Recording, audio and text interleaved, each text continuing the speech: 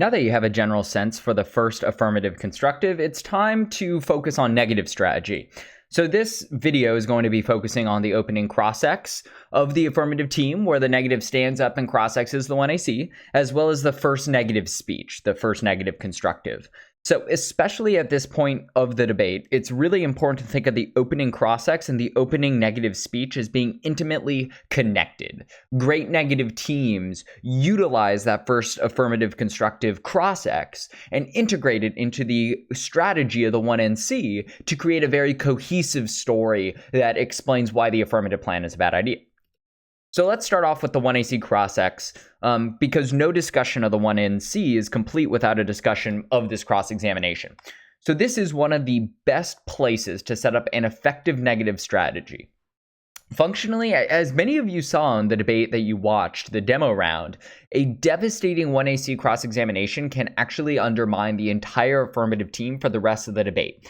Oftentimes, great negative teams, the judges will reference that first affirmative cross-X where they will show and they will articulate like, hey, based on this cross-examination, I just never believed insert whatever the main argument of the debate is. And ultimately, I thought the affirmative plan wasn't a great idea.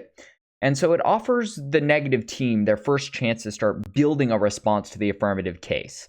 If you remember, the 1AC cross-X is conducted by the second negative speaker, the 2N, because the 1N is about to speak next. So the 2N is conducting the cross-examination while the 1N is preparing or finishing the preparation for the first negative constructive. And so, I just want to emphasize the importance of the 1AC cross-X, right? Although the debate is rarely won in this cross-X alone, it can play a huge role in setting up an effective negative strategy. So do not just ask random or scattershot series of questions. That is not the goal of the 1AC cross-X, right? While some questions can simply be clarifying questions aimed at understanding the affirmative case better, right? Remember, if you don't understand what the case is, you got to spend some time in the cross-examination just clarifying and making sure you understand. It's better to spend time here just making sure you understand what the affirmative is rather than finding out later in the debate when it's too late to adapt or change your strategy. However, in order for the cross-examination to be effective, to get those types of concessions or to checkmate the affirmative team, you need to have a clear plan and strategy of where you want to go. Now, you don't want this plan and strategy to be inflexible. You don't want it to be like, I'm going to ask this question, and then this question. And if they answer any questions unpredictably, I'm going to be completely flabbergasted as to what to say. No, you don't want to get into that situation. You want to be flexible and actually adapt to what the affirmative is saying, but you want to have a clear plan of the direction you want to go in. Now, that direction might change based on what the affirmative says, but nevertheless, you'll have in your head, hey, I'm either going to go in this direction or I'll head more in this direction based on what the affirmative team is going to say. So that's why I put think backwards here. It's really important in a debate to think about the debate as where it is going to end. Where by the end of the debate for the 2NR, the final negative rebuttal, what arguments do you want to be advancing? Is your strategy going to be centered around the disadvantage? Is your strategy going to be centered around solvency pushes where you try to undermine the effectiveness of the plan or to poke doubt and credibility in the credibility of the affirmative plan to work? Whatever strategy you're ultimately going to have, whatever's going to be your most persuasive argument in the final speech, you want to integrate that into the 1AC cross-examination.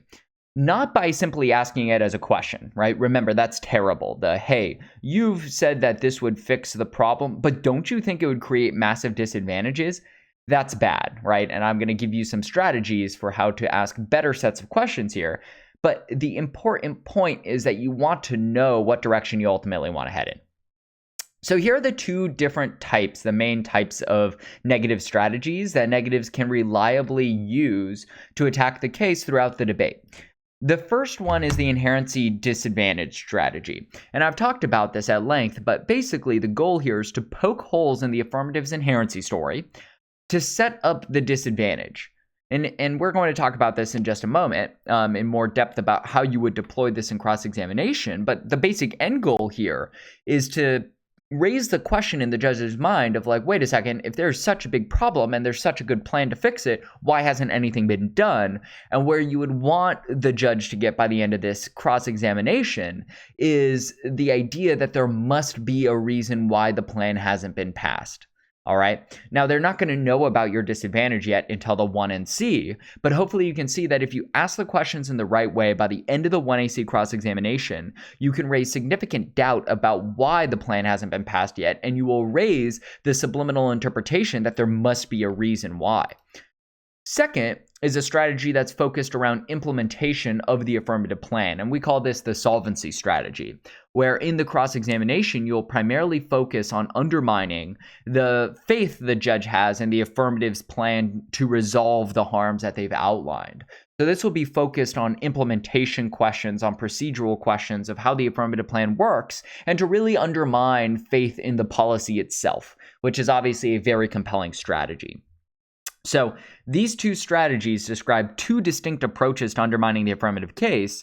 However, you'll note that oftentimes they can often overlap, right? And as you become more familiar with both these strategies, the differences between them in terms of the demeanor, the approach, the execution that they demand will become clear. But again, these can oftentimes be overlapping. Oftentimes, the reason why the plan hasn't been passed could be a combination of a disadvantage as well as implementation issues. But nevertheless, let's go into an example.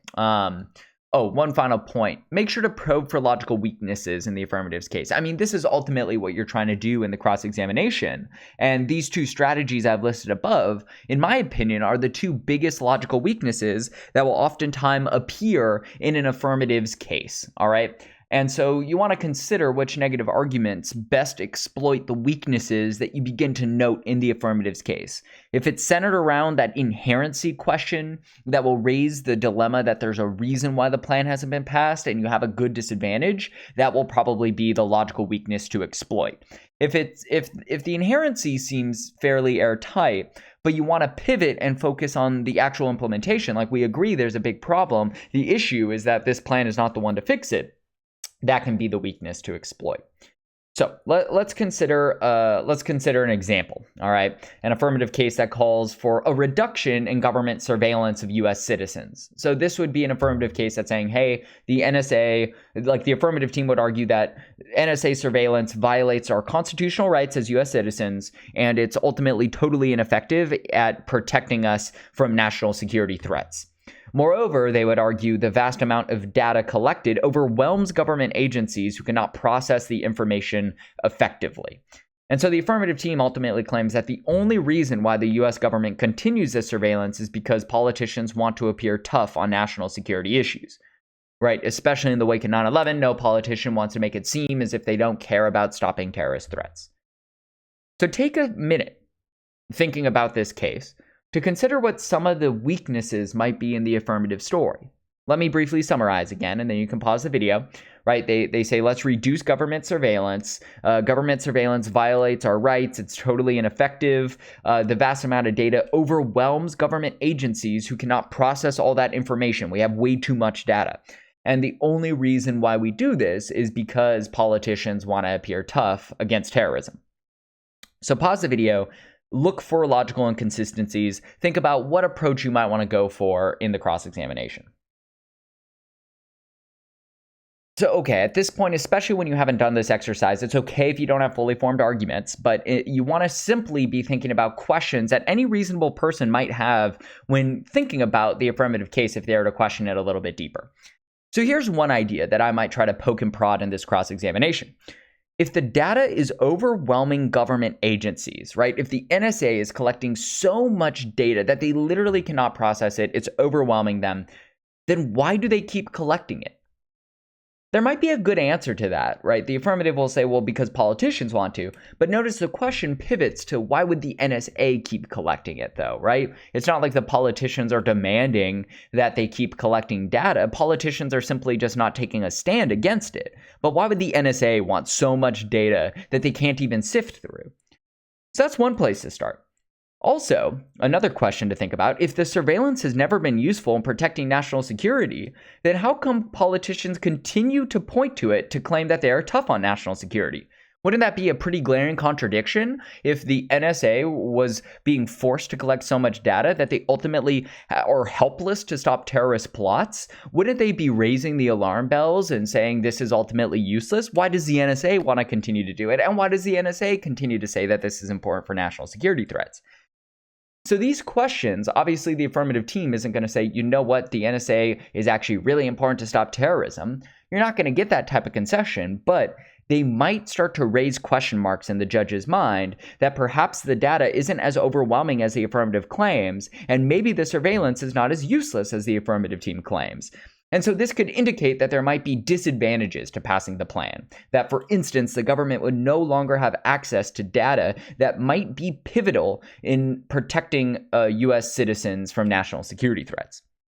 So you're not going to state that disadvantage in the cross-examination itself, but you're going to use the cross-examination to start to poke holes and doubts in the judge's faith in the affirmative story. So these questions are just the beginning of a good negative story, right? Keep in mind that arriving at these questions requires careful preparation and a certain thought process on your part to which the judge had no access.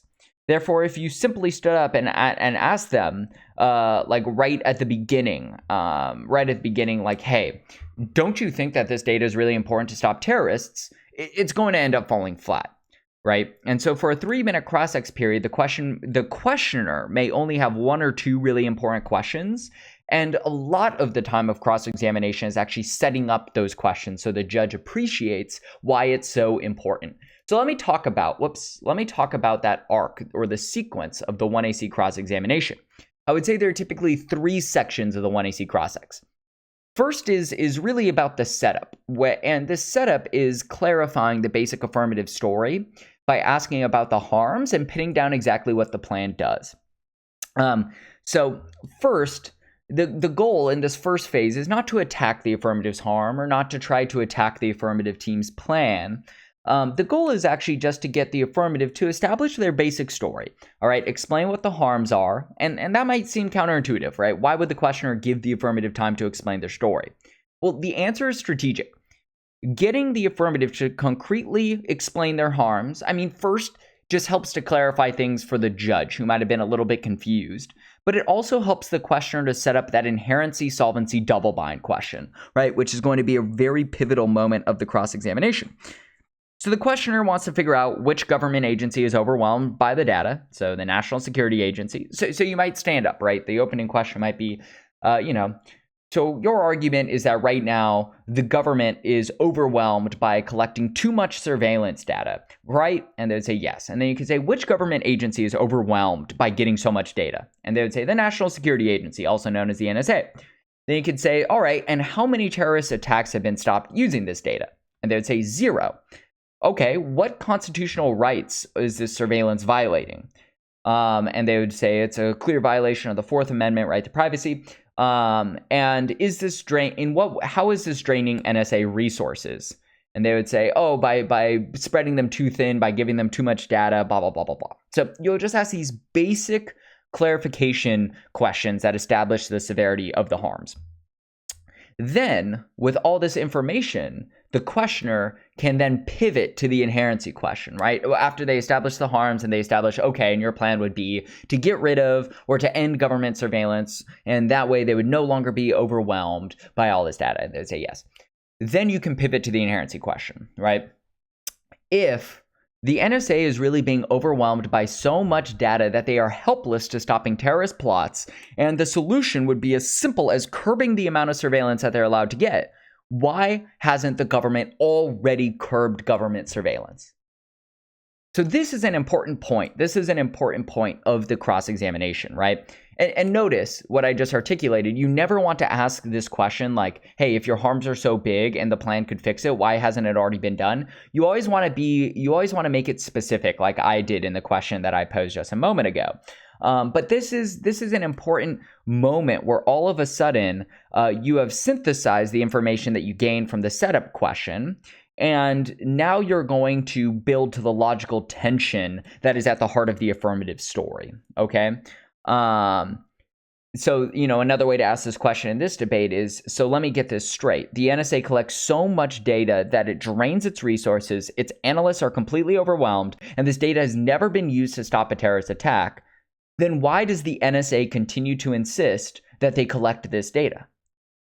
Again, the dynamic of the cross-sex shifts a lot after the questioner asks a pivotal question like this. In some sense, the negative shows its hand. For the first setup portion of the debate, they haven't really shown their hand of what direction they're moving in or what their goal is. And the affirmative team will oftentimes be tricked. They'll be like, this negative team has no idea what we're even talking about. They're having to spend cross-sex time clarifying. But actually, that setup got you to a place where the affirmative is now in a tricky position. But now the affirmative team will be more defensive because they understand what direction you're trying to take the cross-X in. But now that the negative has asked this question, the questioner can now begin to be more aggressive. And that doesn't mean being rude or interrupting, but rather it means that you're now more directly challenging the logical tensions of the affirmative story. And so then finally, a couple of tips here. First, oftentimes, the affirmative team will provide an answer. Like in this debate on the NSA, they'll say, because politicians want to appear tough on crime or tough on terrorism. And so keep pushing, though. Be like, wait a second. That makes sense why politicians wouldn't curb the NSA's ability to collect data. But why does the NSA continue to collect that data? And why do they continue to insist it's so important if it's undermining their ability to do their job? Right? Keep pushing. I promise you, even affirmative plans that have an inherency story, oftentimes the inherency story has lots of holes in it. And if you just keep pushing on it, you'll find those weaknesses. And so the goal is to get the affirmative to commit to certain statements that are big exaggerations or logically faulty. And those statements are things their entire case depend on. Like get them to a place where they say, the NSA is just completely power hungry, or they're so naive and foolish that they just keep collecting data. They don't even realize it's undermining their ability to find terrorists, and they don't even realize it's completely overwhelming them. And then you can say, so let me get this straight. Your argument is, despite mountains of evidence saying that the NSA is ultimately ineffective because they collect so much data, that the only reason the NSA continues to do this is because they're too foolish to even realize that they're being overwhelmed. And then if the affirmative team says yes, you can kind of smile and sit down because they have now committed their entire affirmative credibility on a statement that they're going to have zero evidence to support. The third part of the cross-examination is really focusing on undermining the credibility of the stock issue that is most important to the negative story. So again, if you're going to be going for the disadvantage, if you're going to be going for the idea in this debate that actually NSA surveillance is important to stop terrorism, there's a reason they continue to insist on collecting this data, well, then you want to continue to focus on attacking the credibility of their inherency story. Maybe you want to pivot in this third section of the debate to really focus on the implementation questions of the plan. And really show that actually, wait a second, maybe there are more issues with passing this plan than the affirmative initially led on. That this is up to you based on what strategy you ultimately want to pursue.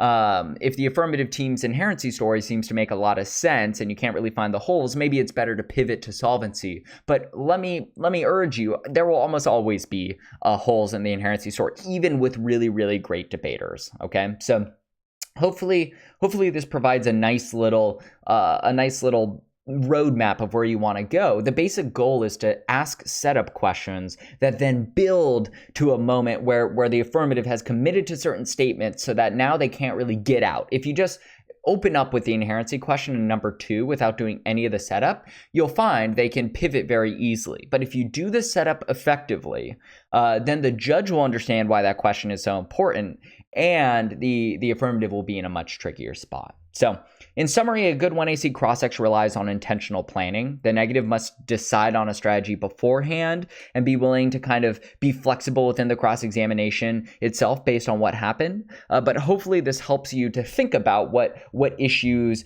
to highlight and to focus on.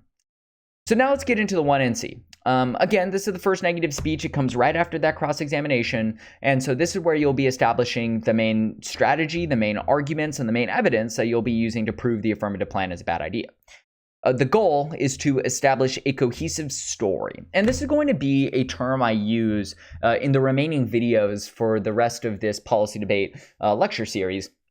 And what I mean by story is not a concrete individual, like, and then Billy John Joe went to the store and you never made it back home because of this issue. That's not what I'm talking about. I'm talking about, it means making sure that you explain how the stock issues interact to form a larger, more cohesive strategy for why the plan is a bad idea. So, bad negative speeches or bad 1NCs just toss out a bunch of arguments and hope some of them stick, and they'll just kind of extend some of them throughout a debate. A good negative speech establishes a cohesive story where they connect the stock issues. So let's think about this. If on harms, you're arguing that actually the problem is being fixed right now, that actually, it's been decreasing. If we're talking about, let's say, pollution, you could say actually air pollution has been decreasing quite rapidly over the last, 10 years. And then on solvency, you would have arguments about how the plan ultimately doesn't work. It's not effective. This isn't a compelling way to curb pollution emissions. And then you have a disadvantage about how this affirmative plan would actually come with severe economic costs. Well, a cohesive story would be something along the lines of the affirmative team's plan disrupts all of the positive steps that are being taken right now to fix pollution with a plan that is ultimately ineffective and comes at severe economic costs. So notice how all of that works together to form a cohesive story that, hey, the world right now is getting better. The affirmative disrupts that with a plan that doesn't work and comes with severe disadvantages. That is what a story is all about. In the first negative constructive, you will rarely attack all 5 stock issues. Instead, you'll want to pick usually 2 to 4 of the most important ones. The conventional 1NC combo meal is you'll attack harms to put important defensive arguments, right? The issues are not as great as the affirmative team says. And then really solvency and the disadvantage. Solvency and the disadvantage are the bread and butter of the 1NC, of the negative strategy. Sometimes you'll throw in topicality if the affirmative plan isn't topical or there could be a debate over it. Inherency typically isn't brought up unless literally something has already been passed that is like the affirmative plan. So unlike the 1AC, remember, the 1NC has flexibility in terms of which stock issues it includes. So you don't need to include all 5. You can pick whichever ones you want. Let's get into the structure of the 1NC. So before the speech actually begins, and this will be true of every speech for the remainder of the debate, the debater should give what's called an off-time roadmap, which is about 10 seconds before the speech begins, where you just tell the judge which stock issues you'll be addressing and the order that you'll be addressing them in. So an off-time roadmap, you might say, just before my speech begins, I would like to give a brief off-time roadmap. I'll be giving a short overview before addressing the stock issue of harms, then solvency, and finally the disadvantage. And that's all. You don't say what arguments you don't say what you're gonna be arguing, you just say, hey, here's the order of the speech, so that anybody who's flowing can follow along. Next, once the speech begins, you will give an overview. And the overview is really important, actually. Again, if a great negative team, if they give a very compelling 1AC cross-examination, and then the 1NC immediately stands up and gives just a great overview that summarizes, that utilizes the 1AC cross-ex to establish really compelling story or strategy for why the affirmative plan is a bad idea, that can oftentimes win the debate in subconscious ways right there. Like the judge will, for the rest of the debate, just buy the negative story and be dubious of whatever the affirmative is saying. So a good way to think about the overview, pro tip, is don't just state your arguments. Don't just stand up and say, right now the problem is being diminished, but the affirmative team gets rid of those positive efforts and passes a plan that won't work and incurs serious disadvantages. Don't do that. Even if that's your overall strategy, I think the overview, you want to be more tactful, because if a debater just stands up and one debater saying this saves billions of dollars and the other debater stands up and says no, it's going to cost billions of dollars, the judge won't really know who to believe. The best way to add credibility to your argument is to start with an irrefutable fact that is not debatable an irrefutable fact about the world and the way the world works that is not debatable, and to show that the consequences of that fact build logically to the conclusion that the affirmative plan is a bad idea. Okay, so you want to start with an irrefutable fact that builds logically to the conclusion that the affirmative plan is a bad idea.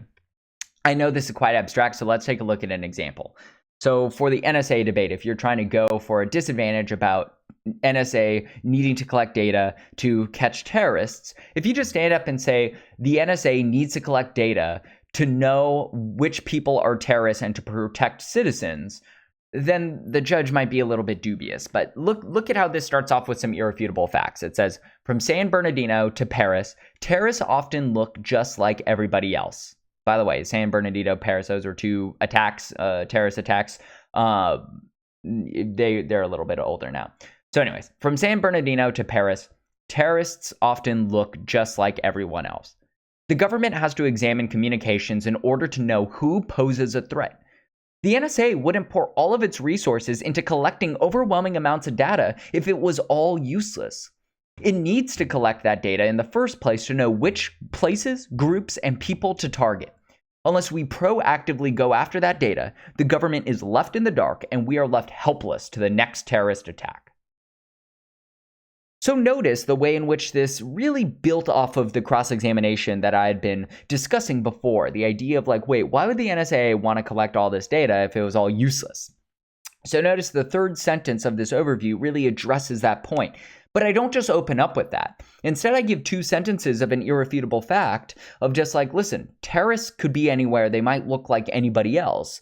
The government has to have the ability to examine communications to know who poses a threat. And then I connect it to the cross-examination. So notice, think of how convincing this would be if in the 1AC cross-examination, we had poked a lot of doubt in the judge's brain about like, wait, why would the NSA be collecting all these resources? And so that's now a big question mark. They're like, something's not adding up here in the affirmative story. Then the 1NC stands up immediately after that cross-examination is done and gives this overview that provides the reason and provides a compelling explanation for why the NSA is actually collecting all this data by starting with some irrefutable facts about the way terrorism operates.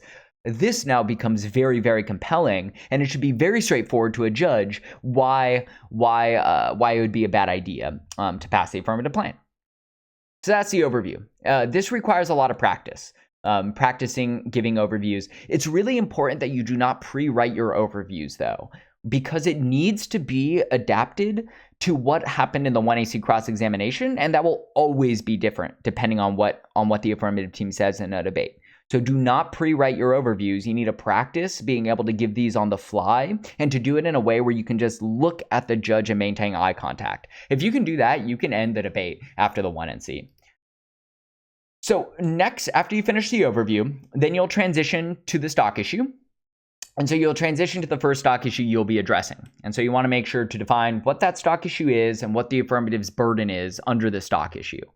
So this will be something as simple as, now we'll move on to the stock issue of solvency, where it's the affirmative team's burden to show, in this case, I just took this from the arms sales topic, to show that their plan of stopping arms sales to Saudi Arabia would actually end the violence in Yemen. Notice I made it very specific to the debate itself. You don't just want a vague, like, now let's transition to the stock issue of solvency, where the affirmative team must show you that their plan fixes the harms they outline. That's too vague. Try to make it specific to the debate itself and whatever their plan is and whatever the harms are. After you transition to the stock issue and define what the stock issue is, then you'll number and establish your arguments, all right? So you'll say, now let's transition to the stock issue of solvency, where it's the affirmative team's burden to show that their plan of stopping arms sales to Saudi Arabia would end the violence in Yemen. Unfortunately, it doesn't. And there are 5 reasons why ending arms sales to Saudi Arabia ultimately wouldn't fix or wouldn't solve the violence in Yemen. First, and then you give your argument. Make sure to give clear tags to each argument. You'll read the citation and evidence if you're reading evidence for that argument, and then you'll summarize and unpack the argument at the end. Just that basic line-by-line argumentation.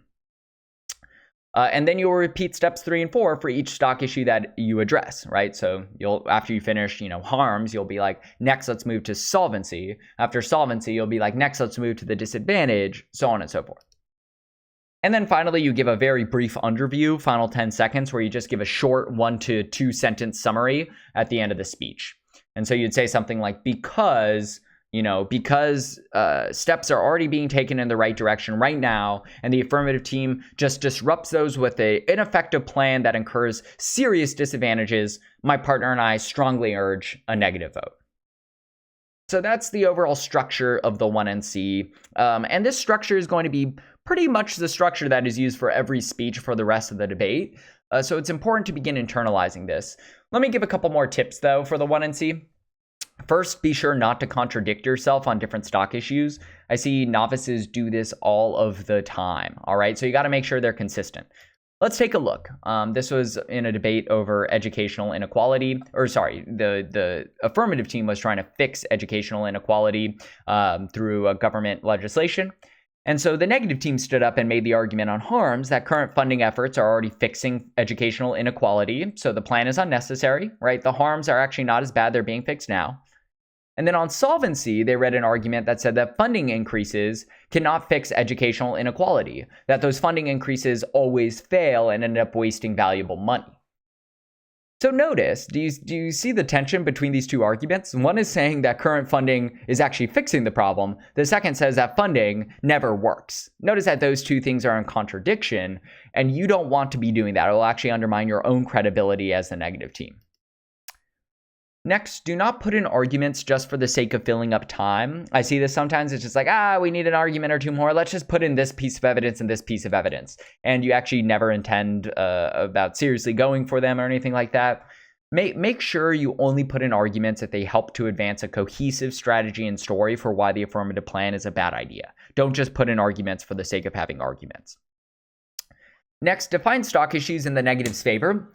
And the way to do that is to really put the burden all on the affirmative team. So you want to be saying things like, remember, it is the affirmative's burden to prove to you, not just that the problem exists under stock issue of harms, but that the problem, in fact, is not getting better. If we can prove to you that positive steps are being taken in the status quo right now to fix this issue, that is a reason why the affirmative team has not upheld their burden. Or you can do that on all of the stock issues. And we'll practice that. It's a really important skill, but it helps to frame the debate for the judge to understand how they should be thinking about these issues. Next, all arguments need to be numbered and tagged. So obviously, like numbering on the stock issue, right? We have 3 arguments under the stock issue of harms, or we have 5 arguments under the stock issue of solvency, and making sure to number them clearly. And what I mean by tagged is sometimes debaters will take like 3 sentences to just explain what the argument is, and it's hard to tell what was the core thing there. So tagging is about having a short phrase at the beginning of the argument that helps us to understand what your overall argument is.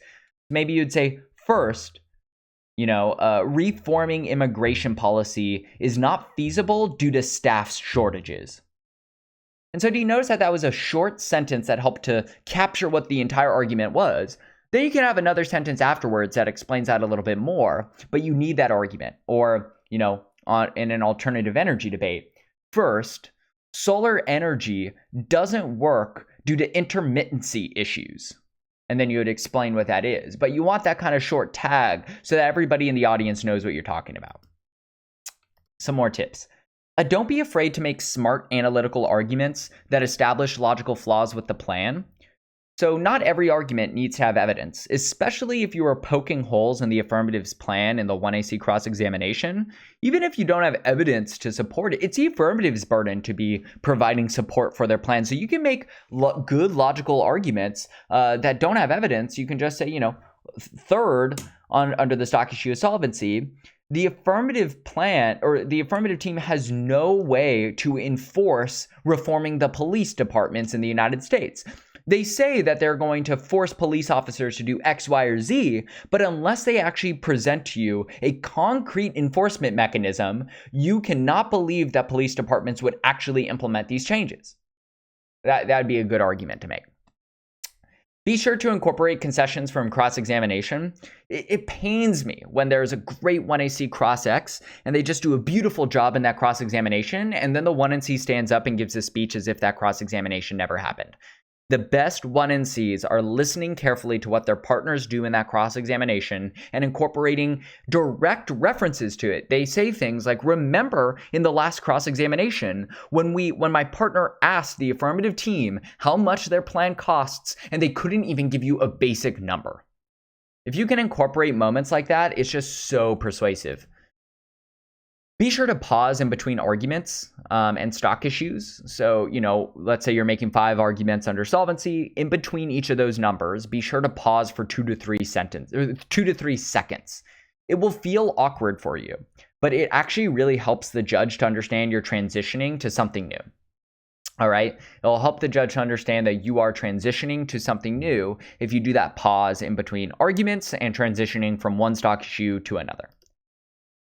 And remember to vary your tone between your tags and your own words and then reading evidence. All right. So when you're explaining things in your own words, you should have just, a regular tone, blah, blah, blah, blah, blah. And then when you go to read evidence, you should change your tone a little bit so that the judge can tell, okay, this debater is no longer reading their own words, they're now reading evidence. And so typically it's a little bit more monotone, a little less emphasis and power in your voice as you're reading the evidence. If you overemphasize everything, the judge will not be able to tell what's evidence and what's your own word. And okay. So those are my tips for the 1NC. Hopefully that makes sense. We're obviously going to be doing a lot to practice both 1AC cross-examination as well as 1NC overviews. The main body of the 1NC itself will be replicated across basically every speech. Every speech will basically follow the same order of give an overview, or I guess give a roadmap, then give an overview, transition to the stock issues, then respond to the arguments. But what really makes this first part of the debate tricky for the negative is really landing or executing well that 1AC cross-examination and integrating it into the 1NC overview. There's one thing you get out of this video, it's that those two things should be intimately connected. The 1NC overview, and thus the overall strategy, and the 1AC cross-ex. It's about creating a cohesive negative strategy. So hopefully that makes sense. If you have any questions, let me know. But hopefully this helps to plant some seeds for how to be thinking about negative in a debate.